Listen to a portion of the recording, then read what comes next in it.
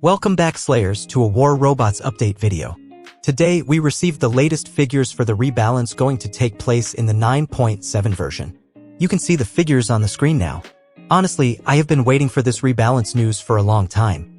As we all expected, the Ocho is finally getting a nerf. The nerf is not too hard, but I personally feel it's enough.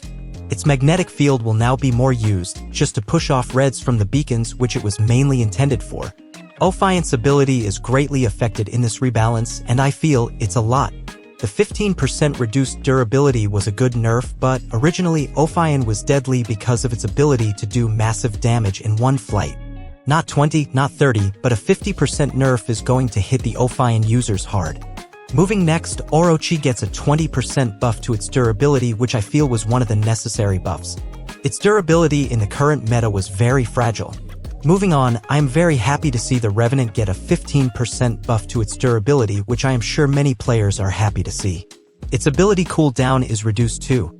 Still, I feel Revenant should have got a buff in defense points and even ability like withstanding maybe rust effects in its ability to make it more a viable robot in the current meta. Moving on to the weapons, it was clearly expected to get a nerf for the rust weapons, although the Subdua is not mentioned here, which is alarming. Another thing is, although the damage by the toxic weapons is decreased by 50%, cap for effect of the DOT weapons has been removed. Which means that now you can infinitely put DOT effect on enemy robots. This is alarming because in combination with the rust weapons, you won't be able to heal the toxic damage anyways, which makes it kinda dangerous to be dealt with. What are your thoughts about it?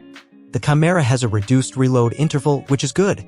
Damage for the Marquis, Hussar, and Dragoon has been increased by 30%. Now these are the weapons with, I think, 600 meters range. It's good to see a buff to old sniping weapons. We can also see an increased shot grouping for the Shredder weapons. I personally always felt that the Shredders needed a buff since they are one of the few better close-range weapons which perform well even in a brawl. Overall, I found the rebalance very good. Old weapons and robots are being given a chance to prove their worth in present times, which is very good. What are your thoughts about the rebalances? I am planning to test the new Ultimate Ming in the test server tomorrow. Stay tuned for a Let's Analyze video for the same. Be sure to like and subscribe for more such content. Until next time, Slayers.